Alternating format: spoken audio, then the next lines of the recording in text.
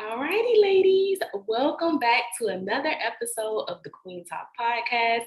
As always, you guys know that I'm super excited to just have another beautiful talk with another beautiful queen. And today's talk is going to be like super amazing, you guys. Like when I say super, I mean like you're going to want to listen to this like multiple times over because Kelly's so amazing, right? And so today we're going to talk about so many beautiful topics, right? That will transform you from being in a space of maybe stagnation, maybe you're just looking for a higher vibrational frequency to operate off of.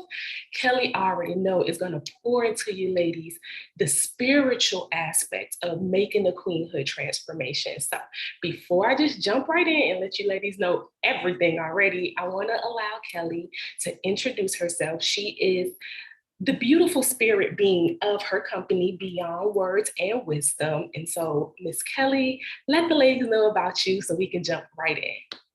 Absolutely. Thank you so much. So again, my name is Kelly McCarthy. I'm the owner of Beyond Words and Wisdom. I am a third generation shaman, an animal communicator, and a universal energy guide. And most people want to know, what is a universal energy guide? What is universal energy? And it's the understanding that we have the ability to harness our own frequency, understand it, and that our energetic frequency actually imprints and impacts every other being on the planet, as well as every experience. So when we create that conscious awareness around our own energy, we can actually create legacies that truly matter. And that's what I am all about, is connecting people back to that heart space.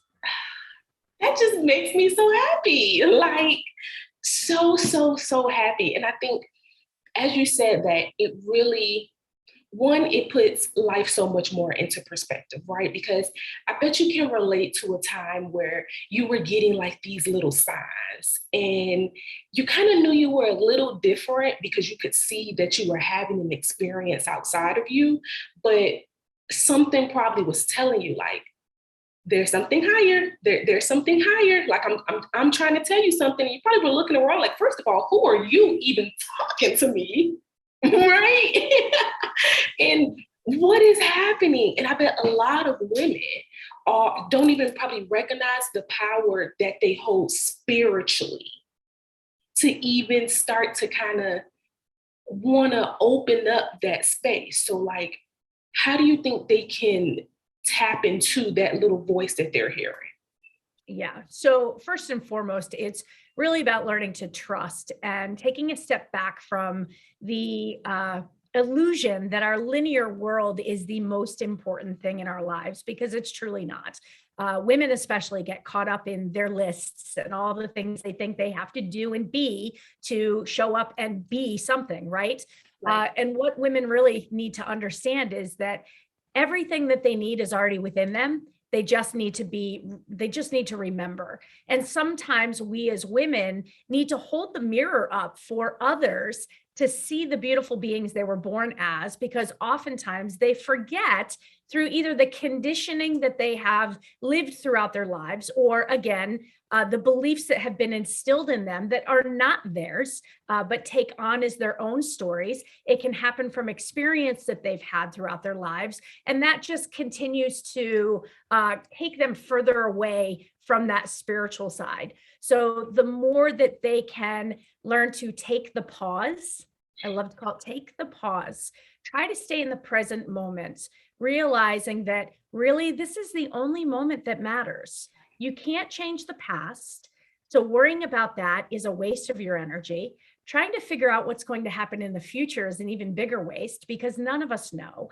But when you learn to stay in that present moment and bring yourself back as often as you can, that's when your intuition really begins to open. That's when your heart space really begins to open, and you can start to see, hear, and feel all of the signs and the messages that are coming from the universe.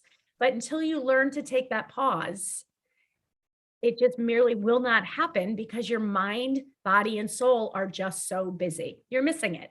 Yeah. Ooh, you're missing it. Ooh. And that is the it.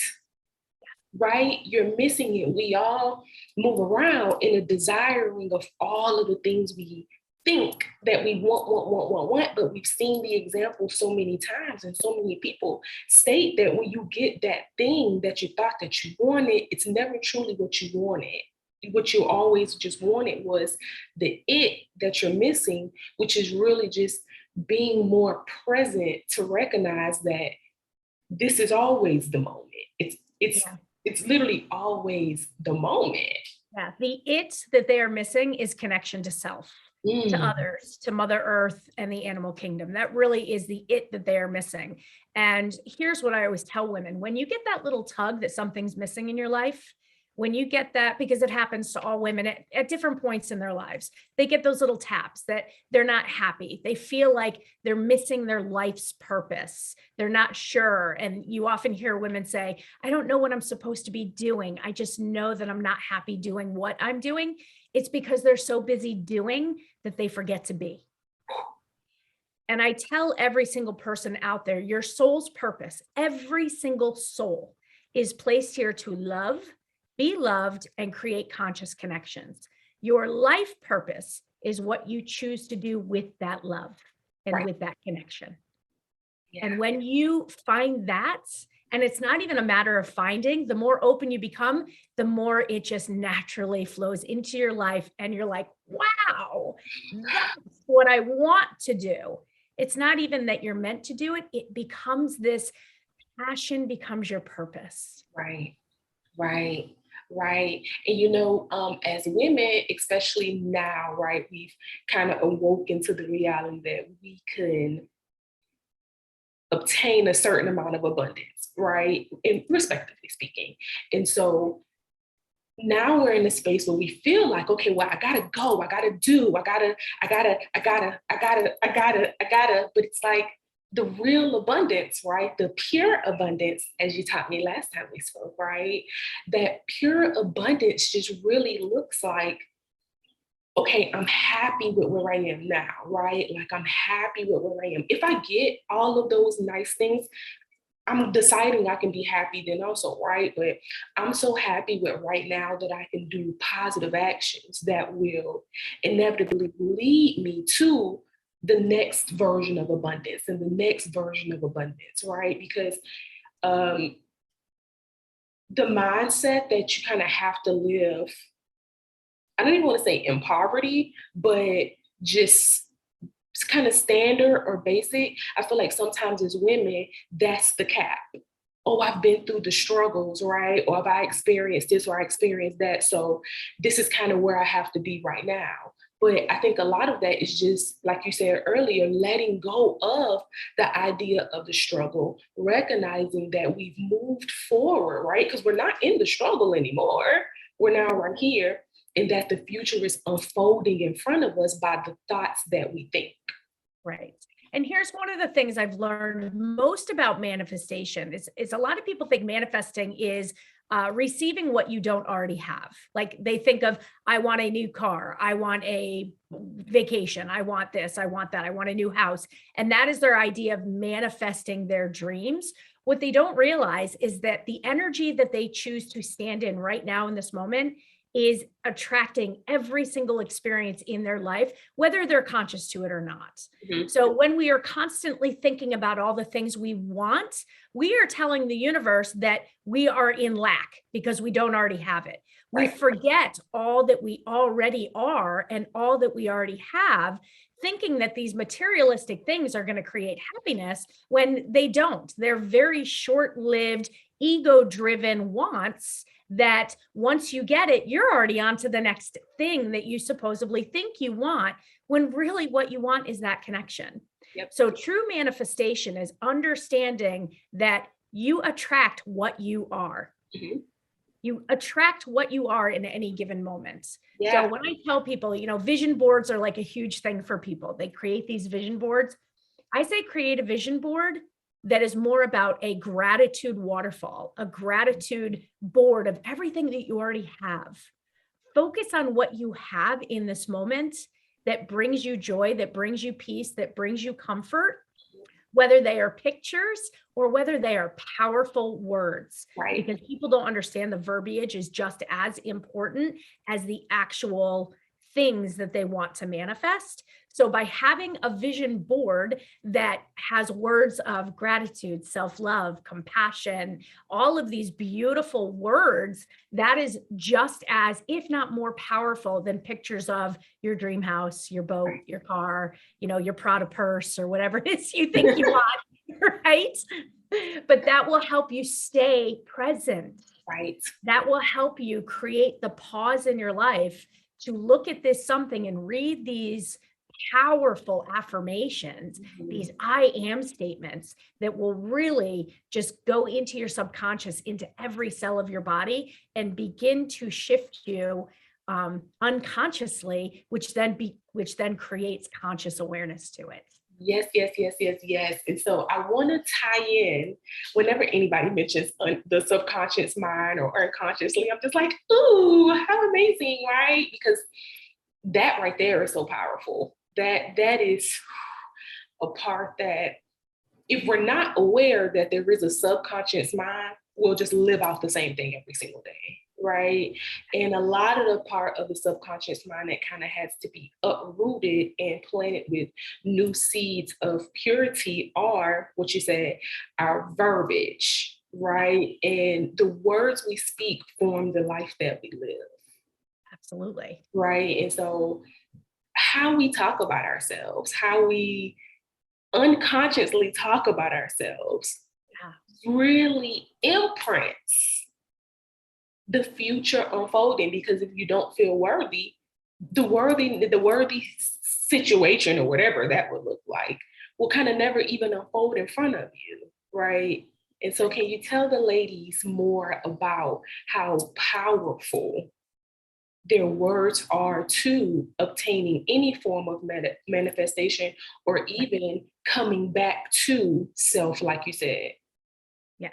So I will say probably the biggest truth bomb that was ever dropped on me was over 10 years ago from Michael Bernard Beckwith. And he said to me, Kelly, life is not happening to you. It's not even happening for you. It's happening as you, through you. Mm-hmm. It's time to take personal responsibility for every single experience you're having, because you are creating those with the energy frequency that you are standing in.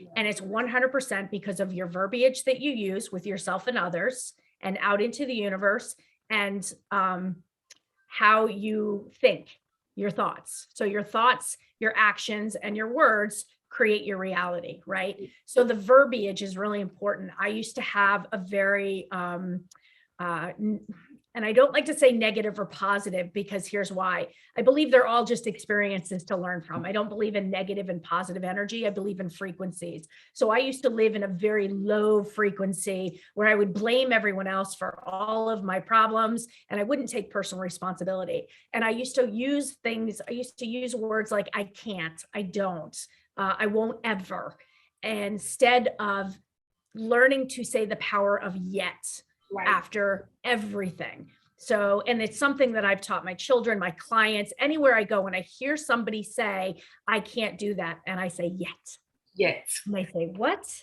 And I said, yet. You just don't know that you don't have the tools yet. That's it. You just don't know how yet. We have to remember, as we know better, we do better. Right. And as we do better, we help create space for others to do the same. Maya Angelou, one of my favorite quotes ever to be said, the understanding that as we know better, we do better. So when we learn that power of verbiage, the power of yet, of saying, you know what, I don't know how yet, be open. Instead of saying, I will never find love, say, I am open to receiving love. Right. I'm open to receiving. I don't have it yet, but I'm open to receiving. Right. So this is how I start my day out every single morning. First and foremost, people have to understand that every single thought we have comes from experiences that we've already obtained in our lives, right? So we have snapshots of every experience that are then connected to emotions. So every time we wake up in the morning and we are thinking in the past or thinking in the future, we are already like going through our Rolodex of snapshots of our life and attaching to an emotion or a memory of an experience we've already had. So every single morning, to help change the patterns, because we have to unlearn to learn. Right? So I get out of bed differently every single day.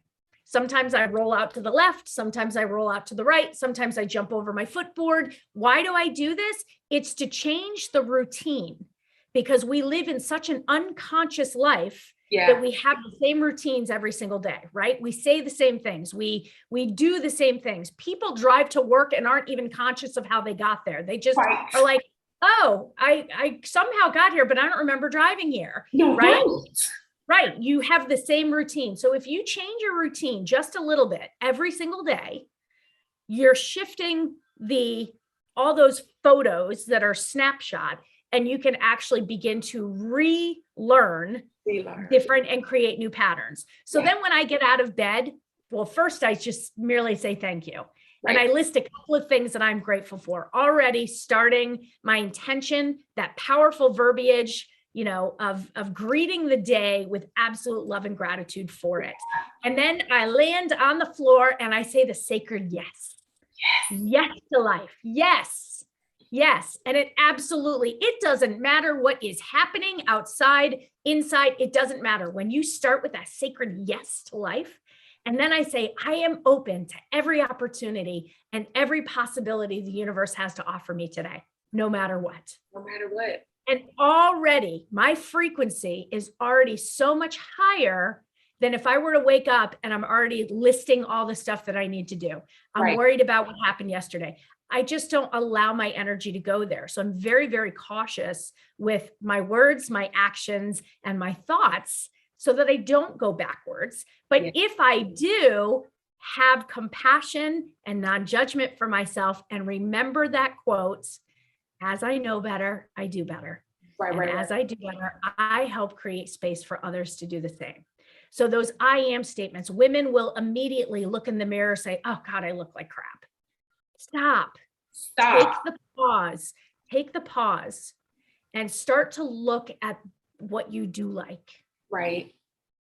Notice, take a moment and notice. Remember that the gods and the goddesses were big, curvy, beautiful.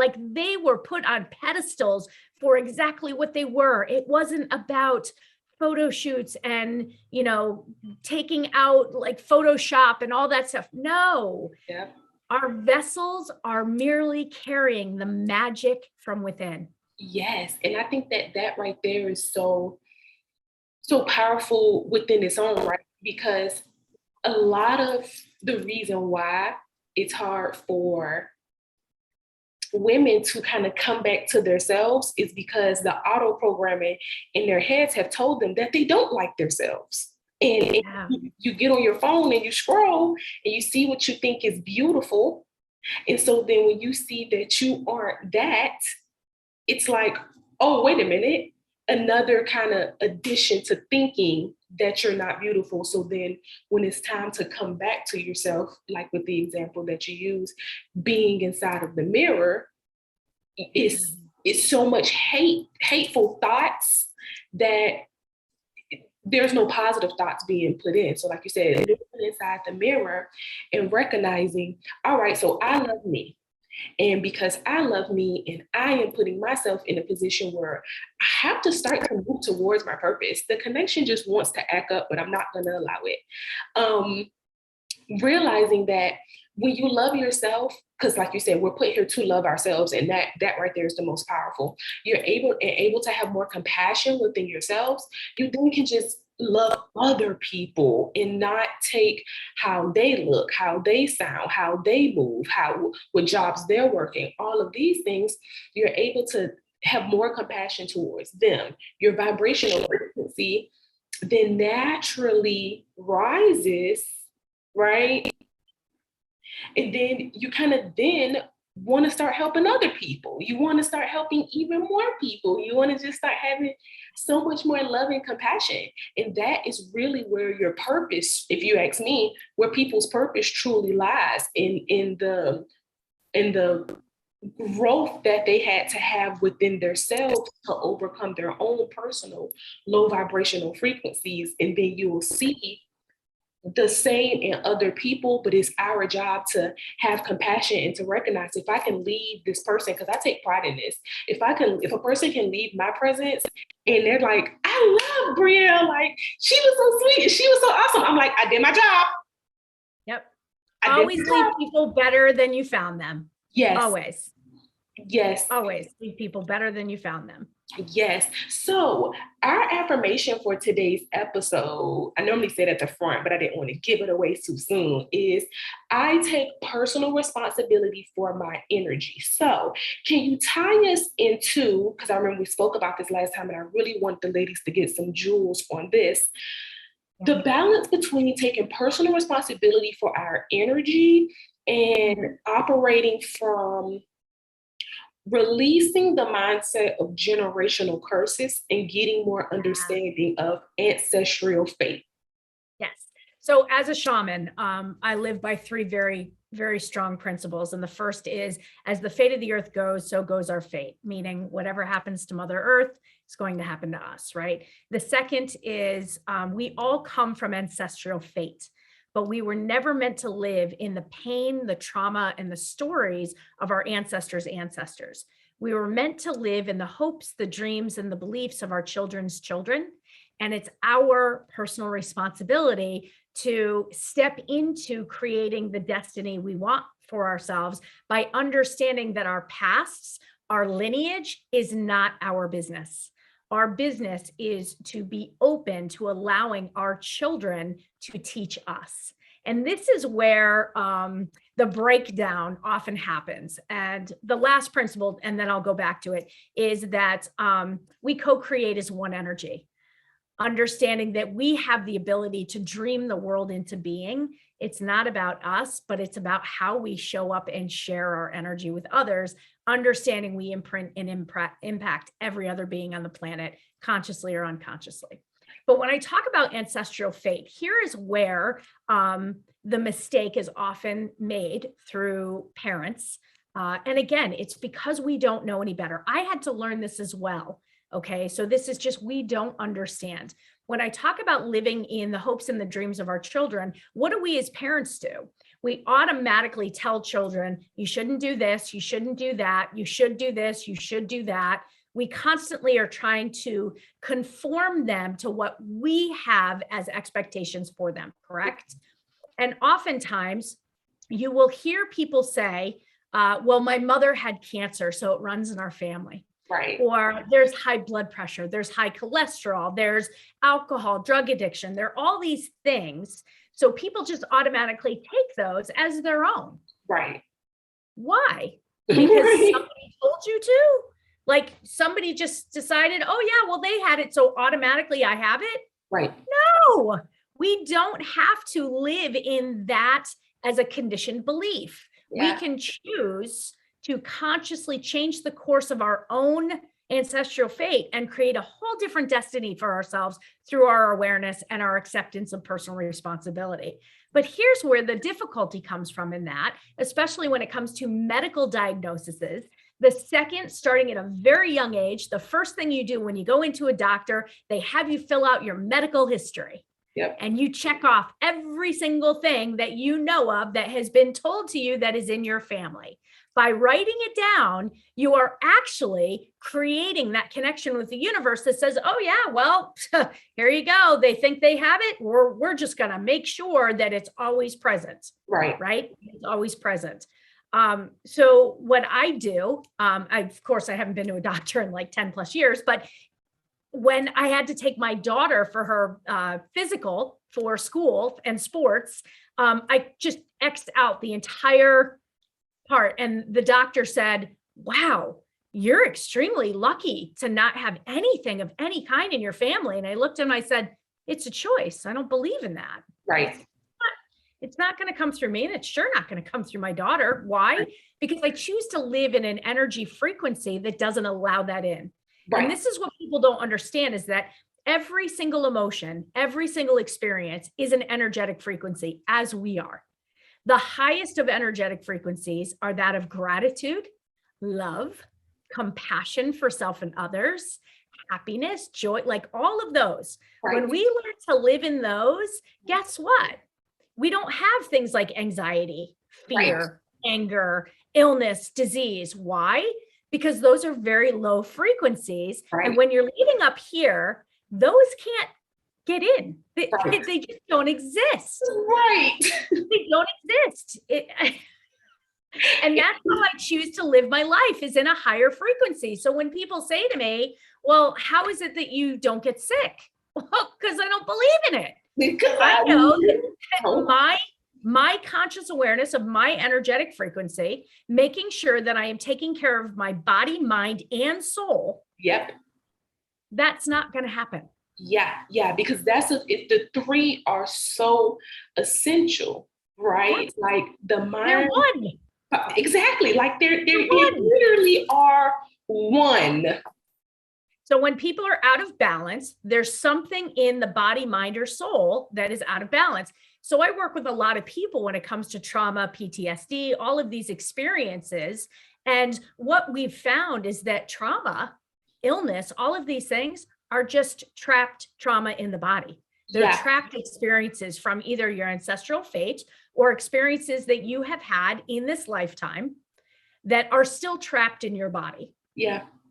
And when we remove that trauma, when we remove the experience, then guess what? Your body comes back into balance, right? Which balances everything else, your body, mind, and soul. Yes. And I even learned that the emotion you give in the midst of a situation happening is truly how trauma is built, right? And I learned this years ago, and then I remember I got into a car accident. Right when I pulled out my apartment complex, this girl just boom, smashed right into my car.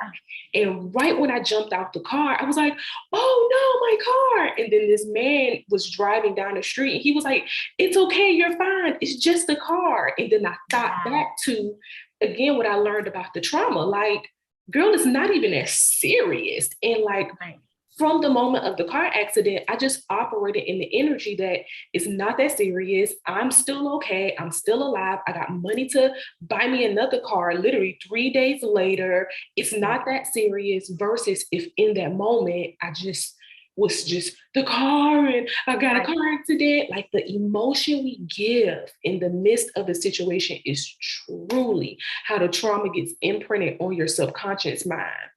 Right. And the traumas keep building over and over and over and over. So again, that comes back to when we feel something towards an experience, and this is where fear comes in, people are afraid to step into a new chapter or come out of their comfort zone. Why? Because they're already attaching to a memory of an experience they've had in the past of how difficult it was, or how maybe it didn't work out in the way their expectation had. So immediately it stops them from taking that step forward. So with trauma, I mean, it can be anything. And here's what I tell people is really important as to what you feed your body, mind, and soul when it comes to stuff that can create trauma and PTSD, because people don't even realize how it can get into our subconscious. And this is what I say about like the media. They're constantly feeding on our fears. They're constantly feeding on the anxiety. And instead of, like, here's a perfect example. We went through this pandemic, and instead of having people find the gratitude, live in the beauty of, find the things to be grateful for, they absolutely created a panic and a fear and anxiety, not just in one little area, but the entire planet, every single country. So every single person is now, not every single person, I never was, but there quite a few people were in this low frequency. And what happens? Think about it. Either they got sick, they lost people, but like their jobs, like everything. But me, I never experienced any of that. Me neither. I didn't lose my job. My husband didn't lose his job. Like, I was living in like just a whole different world, because I saw it as Mother Earth taking a pause. Humanity taking the much needed pause.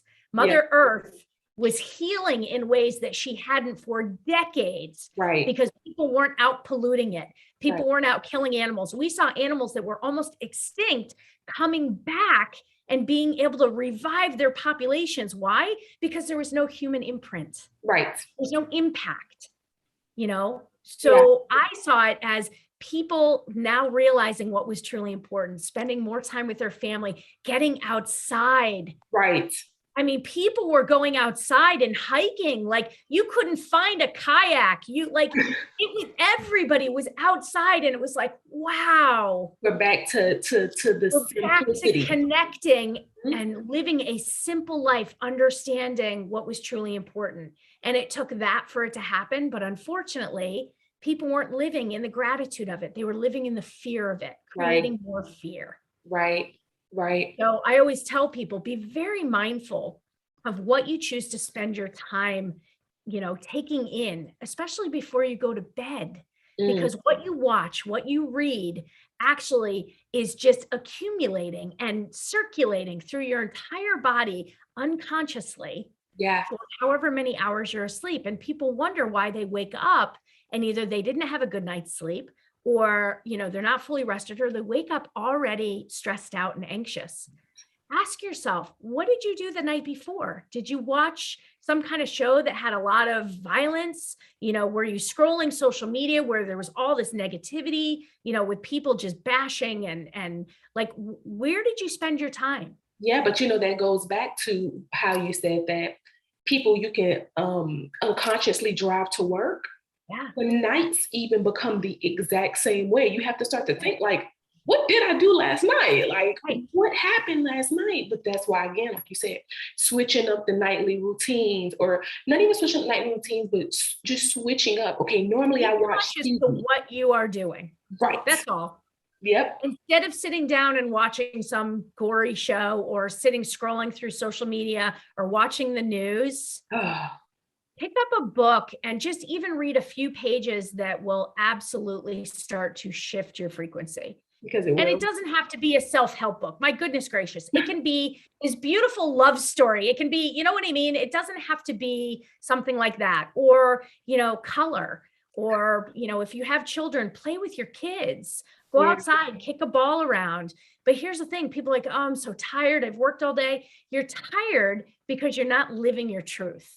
Ooh. You're tired because you're not balanced. It's not that you're doing too much. Yeah. It's never that you're doing too much, because we have plenty of time. It's because you're doing what you're not meant to do. Yeah. That right there was so powerful. That was the truth, right? That was the truth. I find like with women, right, as I empower them to live in their purpose and start purposeful businesses, that's what the women are talking about right now over in Queenhood, that they're finding a hard time balancing like work, the personal life, and starting the business. And it's funny how constantly our purpose always get put off to the side. It's easy to just toss that to the side now. We'll go to work every single day. We'll live out somebody else's purposes and dreams, and then we'll give a little bit to our family, right?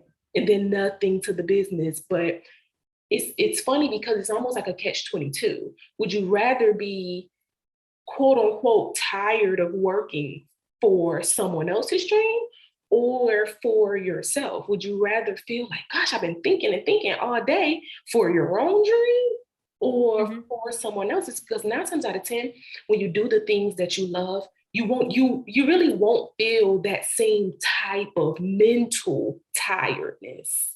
No. And when you learn to create that balance, and the balance really is understanding that self-care is not a luxury, it's a necessity. And self-care is not an outward experience. They can help support your self-care. They can help support your happiness, like going out with friends, getting a pedicure, getting your hair done. These are all things that people go get a massage, energy work, whatever it is. People talk about, oh, I will do this, and this is going to be my self-care. Or they have that self-care Sunday tagline that makes me crazy. Self-care is every day. Right. Self-care is learning to take the pause. Self-care is learning to really connect to yourself. And if you are someone that meditates, fantastic. If you're not, even just sitting for a moment in your own breath for the count of 10. Yeah.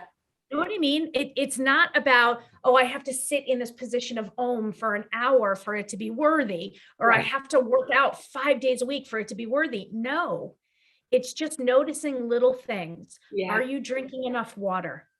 Yep. Are you, if you sit at work all day, are you getting up and moving around? Right. Are you moving the stagnant energy in your body? Yeah. Are you smiling? Yep. Because even that, if you're sitting at your desk and you are working, put a smile on your face. I don't care if it starts out fake. Facts. If you are typing or if you are like doing something that you don't like data entry or whatever it is, look, I don't like to shop. I'm a woman that does not like to shop. I don't like to grocery store shop. I don't like to clothing shop. I don't like shopping, but I smile through the whole thing because I know if I allow myself to sit in the I don't like, it's going to feel heavy. Yes. And I don't ever want to feel heavy. And that's the balance, is noticing how different experiences make me feel and becoming conscious to choosing how I feel in those experiences. Yes, yes, yes, yes, yes. Right? Yeah. Yeah. That's realizing that these aren't things that we have to do.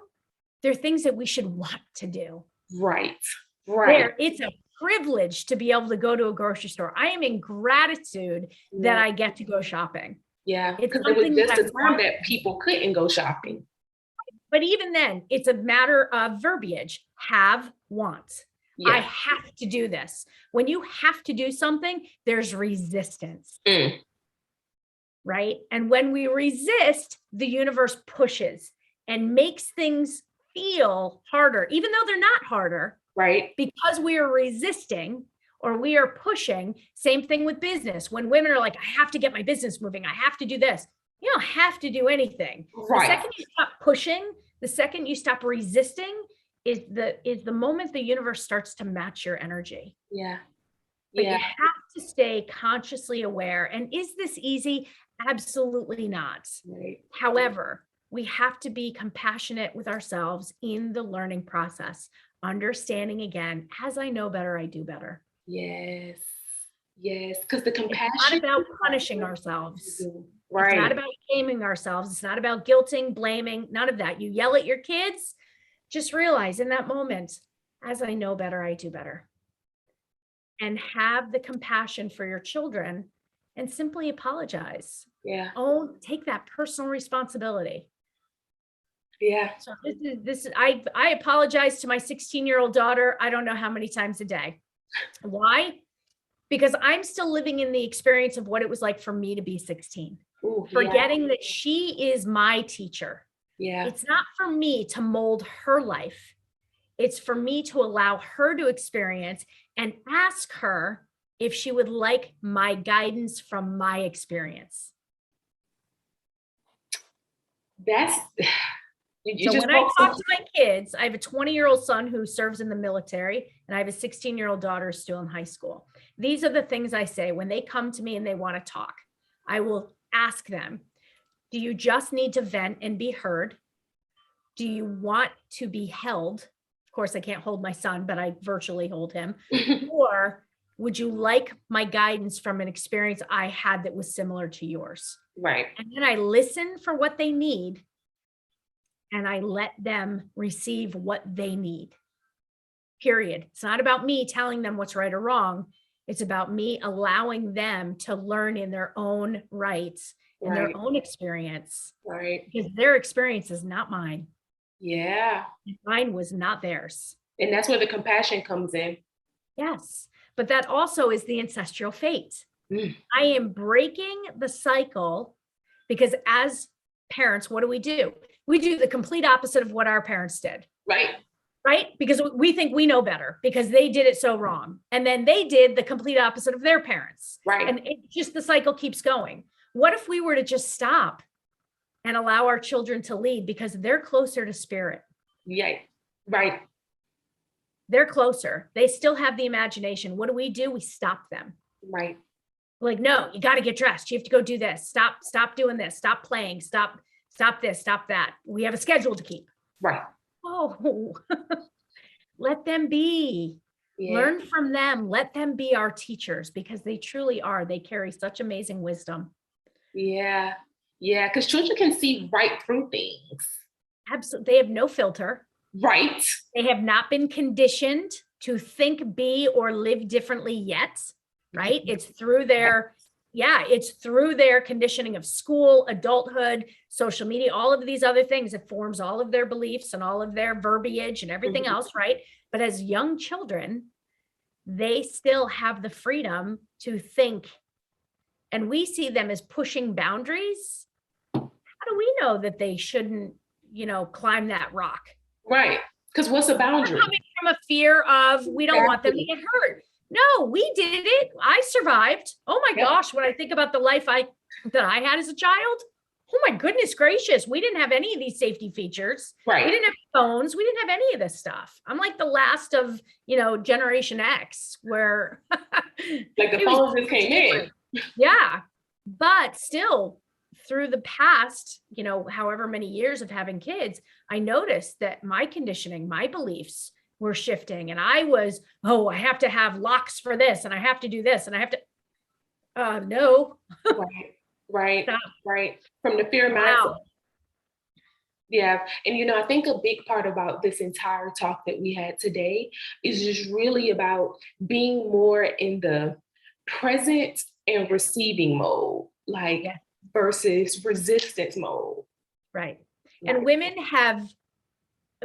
are less likely to be open to receiving because they've been conditioned to always give.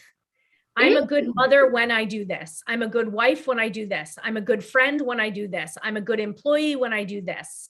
And back in the 50s, when we were all stay-at-home moms, I mean, I wasn't born yet, but that was right. The understanding, stay-at-home moms, they cooked, they cleaned, they took care of the kids, and the husbands did their job. They would come home, the wife would take care of them, but that was life, right? But then something happened with our economy and life, and women had to go back to work. We needed a 2-income family. Yet somehow it just kind of was the idea that women not only were still going to take care of everything at home, they were also going to work. Right. And the men would work. Right.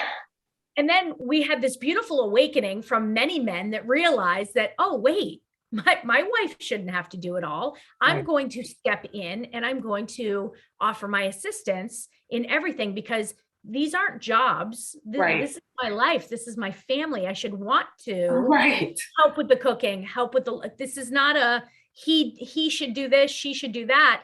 This is a life together with those energies. And this creates a lot of resentment and anger and jealousy and all these other problems within marriages because women have always been expected to do more. Right. And now you have single families, 1-parent households of both. Right. And they're trying to do it all with very little support. So we need to, as a collective, have more compassion in the understanding that we have absolutely no idea what someone has experienced in the past, is experiencing now, or any struggle that they may be going through. Right. Look through the eyes of compassion and love for all beings, understanding that how we choose to interact with every being is imprinting and impacting. It goes back to never allow someone to leave less than what you want them to be in your presence. Right. You always want people to leave as more. And it doesn't have to be a grand gesture. It can be a smile. People want to be seen. People want to be loved. That is our soul's purpose here. To love, be loved, and create conscious connections. So connect on a different level. And once you start doing it, then it just becomes a new lifestyle. It's just a new way to live. Yes. And this right here was so powerful. It's all about attracting and just putting ourselves in a space of women to receive exactly what it is that our heart is desiring. So Kelly, let the ladies know how it is that they can find you and work with you. Let them know a little something. Absolutely. So my website is Beyond Words, the letter N, wisdom.com. You can email me at kelly@beyondwordsandwisdom.com. You are more than welcome to friend me on Facebook. I'm just Kelly McCarthy. I don't hide. Same with Instagram, Kelly McCarthy. I'm kind of everywhere. So feel free to reach out. I do offer a 30-minute complimentary nudge from above, where I actually help people by reading their souls. Hey. And by doing that, I can kind of get a better feeling for that ancestral fate, what you might be going through, and then actually give you some tips and tricks to start to live a much more conscious lifestyle. Yes, that is beautiful. And Kelly, I'm so excited and grateful. I was looking forward to this day for us to come on here and connect with each other. And I already know that this is just the beginning of a beautiful journey unfolding, and we'll always, always, always be in contact. Yes. Yes. Yes, yes, yes. So, ladies, this is going to wrap up this episode of the Queen Talk podcast. If you found this amazing, be sure to share it with a friend and a friend and a friend, because the information that we spoke of today is just evergreen, and we are constantly growing and increasing the vibrational frequency of the universe. So, yes. Be the ripple. Be the ripple. Ripple. Be the ripple. If you listen to this, and I'm going to post this snippet on Instagram, put be the ripple. Whenever you listen to this, put be the ripple, and we'll know that you tuned in. So thank you, ladies, and we'll talk to you ladies later on.